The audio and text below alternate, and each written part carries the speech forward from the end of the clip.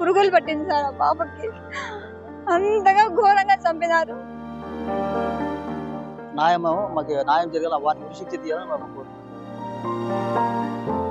లాస్ట్‌కి ఒక చేతి మీద ఒక టాటూ చూసి మేము గుర్తుపట్టి మా అమ్మాయి అని చెప్పాము. అనంతపురం జిల్లాలో ఇంటర్మీడియట్ చదువుతున్న తన్మయ్య అనే అమ్మాయిని దారుణ హత్యకు గురైంది. అయితే దీనికి సంబంధించి కూడా జిల్లా వ్యాప్తంగా టాపిక్‌గా మారింది. దీనిపైన విద్యాశాఖ మంత్రి నారా లోకేష్ అలాగే ప్రతిపక్ష పార్టీ నేత వైఎస్ జగన్మోహన్ రెడ్డి కూడా స్పందించారు. అయితే దీనికి సంబంధించి తన్మయ్యకి న్యాయం చేయాలని చెప్పేసి కూడా వారి తల్లిదండ్రులు ఎస్పీ ఆఫీస్ ముందర ఈ రోజు పెద్ద ఎత్తున ధర్నా కూడా నిర్వహించారు. అయితే దీనికి సంబంధించి అసలు ఏం జరిగింది ఏంటి అనే విషయాన్ని వాళ్ళ తల్లిదండ్రులని అడిగి తెలుసుకునే ప్రయత్నం చేద్దాం. అమ్మ చెప్పండి, తన్మయ్యకి ఏమైంది, ఏం జరిగింది అసలు? మంగళవారం నైట్ పోయింది సార్, బయటికి పోయింది. ఇంకా అట్లే బయట చూసినాము, ఎక్కడ కనబడలే ఆ పాప. ఇంటికి వస్తుందేమో ఏమో బట్టలు తీసుకొని పోయింది కవర్లో, మిషన్ దగ్గరికి పోయిస్తానని చెప్పేసి పోయింది. వస్తుందేమో అనుకుని 10 నిమిషాల లోపలే పోయి చూసుకున్నా, కనబడట్లే. మళ్ళా పోలీసు వాళ్ళకి ఫోన్ చేసినాం, వాళ్ళు పోయి చూసినాం, కంప్లైంట్ ఇచ్చినాము. వాళ్ళు ఏం పట్టించుకోలేదు సార్. వాళ్ళు పట్టించుకుని ఉంటే మా పాప ఇంటికి వచ్చేదాన్ని ఈ రోజు. వాళ్ళు అసలు చెవులకే వేసుకోలే, చాలా ఇది చేసినారు. వాళ్ళు అసలు చూసుకొని అంటే సీసీ కెమెరాలన్నా చూడాలి కదా వచ్చి వాళ్ళు. పోలీస్ వాళ్ళు సీసీ కెమెరాలు వచ్చి ఎట్లా పోయిందని ఒకసారి చూసింటే మా పాప ఆ రోజు ఇంట్లో ఉండేదాన్ని. ఇంట్లో నుంచి తన్మయ్య ఎప్పుడు పోయింది అసలు? నైట్ 9:10 పోయింది. అప్పుడే నైట్ అప్పుడు వెంటనే చూసుకున్నాం సార్. మేము వెంటనే చూసుకొని అంతా ఎదికినాము, కనబడలేదు. మళ్ళీ పోయి స్టేషన్ కాడ పోయి వీళ్ళు రాసిచ్చి వచ్చినారు.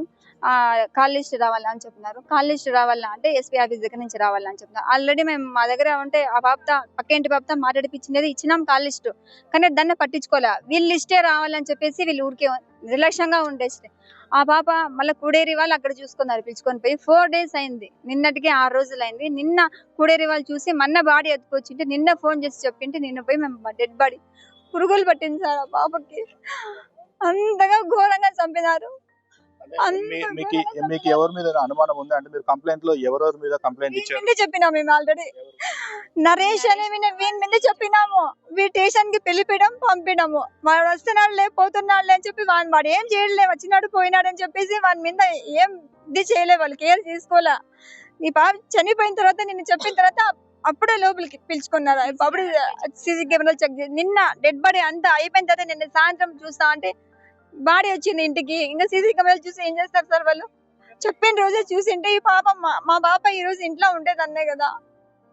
ఇప్పుడు ఈ రోజు ఎస్పీ దగ్గరికి వచ్చారు, ఎవరెవరి మీద ఉందా అంటే ఓన్లీ నరేష్ మీద ఇచ్చారా లేకపోతే ఇంకా ఎవరి మీద అనుమానాలు వాళ్ళ మీద కూడా ఇచ్చారా? నరేష్ మీద మా పాపకి న్యాయం అడిగినాం.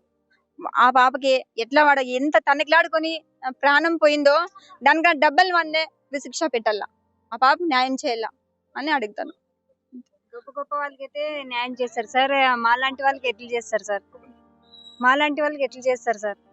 ఆ పాప ఎంత అయ్యో అనుకొని పోయింది సార్. నిజంగా ముందే పట్టించుకుని ఉంటే సార్ నిజంగా ఆ పాప మాకు దక్కేదేమో. వాళ్ళంత నెగ్లెక్ట్ వల్ల ఆ పాప ఈ రోజు చూసే పరిస్థితి కూడా లేదు. అదంత దారుణంగా ఉంది సార్. అయితే తన్మయ్య తండ్రి కూడా ఉన్నాడు అన్న, ఒక నిమిషం.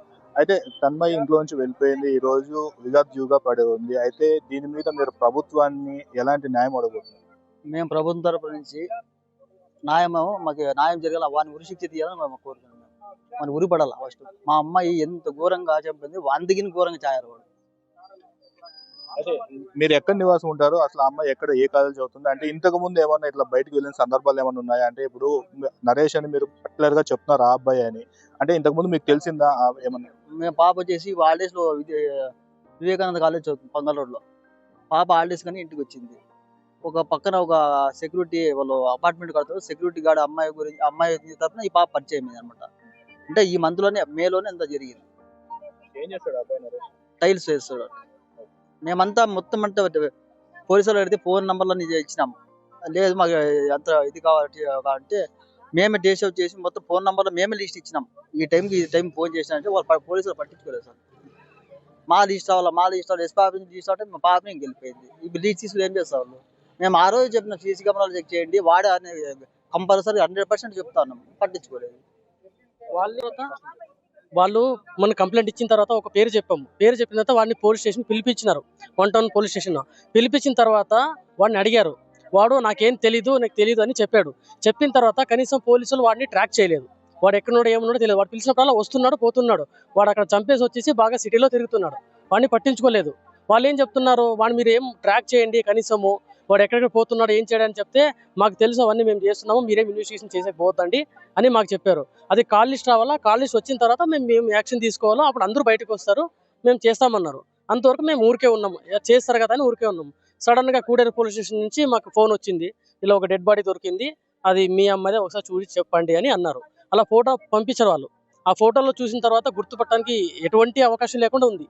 లాస్ట్కి ఒక చేతి మీద ఒక టాటో చూసి మేము గుర్తుపట్టి మా అమ్మాయి అని చెప్పాము. అంత దారుణంగా బాడీ కుళ్ళిపోయింది. 5 రోజులు బాడీ ఎక్కడో పడి ఉంటుంది. ఇది తన్మయి తల్లిదండ్రులు చెప్తున్న పరిస్థితి. అయితే తన్మయి ఇంట్లో నుంచి వెళ్ళిపోయిన మరుసటి రోజే పోలీసులకి కంప్లైంట్ ఇచ్చామని, అయితే పోలీసులు నిర్లక్ష్యంతోనే మా పాప చనిపోయిందని చెప్పేసి తల్లిదండ్రులు కూడా చెప్తున్నారు. అయితే తన్మయి కుటుంబానికి కూడా ప్రభుత్వం న్యాయం చేయాలని చెప్పేసి తన్మయి తల్లిదండ్రులు అయితే డిమాండ్ చేస్తున్న పరిస్థితి. అయితే పోలీసులు ముందుగానే ఎవరైతే నరేష్ అనే అబ్బాయి మీద కంప్లైంట్ ఇచ్చారో ఆ అబ్బాయిని ముందుగానే ట్రాక్ చేసి ఉంటే ఇలాంటి దారుణమైన ఘటన చోటు చేసుకునేది కాదని చెప్పేసి కూడా వారు చెప్తున్న పరిస్థితి అయితే కనిపిస్తుంది. ఏదైతే ఇప్పుడు తన్మయి మంగళవారం రాత్రి ఎప్పుడైతే ఇంట్లోంచి వెళ్ళిపోయిందో సీసీటీవీ ఫుటేజ్ ఆధారంగా కూడా చూశారో. అయితే అనంతపురంకి 20 కిలోమీటర్ల దూరంలో మణిపాల్ స్కూల్ వెనకాల ఒక డెడ్ బాడీని గుర్తించారు పోలీసులు. అయితే ఆ బాడీ తన్మయిదా కాదా అన్నది తేల్చుకోలేకపోయారు. అయితే చేతి మీద ఉన్న ఒక టాటూ ద్వారా వాళ్ళ కుటుంబ సభ్యులు ఈ అమ్మాయి మా అమ్మాయి అని చెప్పేసి కూడా వారు గుర్తించిన పరిస్థితి కనిపిస్తుంది. అయితే తన్మయి చనిపోవడంతో తమ కుటుంబానికి న్యాయం చేయాలని, అలాగే నరేష్ అనే యువకుడిని కూడా దారుణంగా శిక్షించాలని చెప్పేసి కూడా కుటుంబ సభ్యులు డిమాండ్ చేస్తున్నారు. నేను మీ రవితేజ, ఏబీపీ దేశం, అనంతపురం.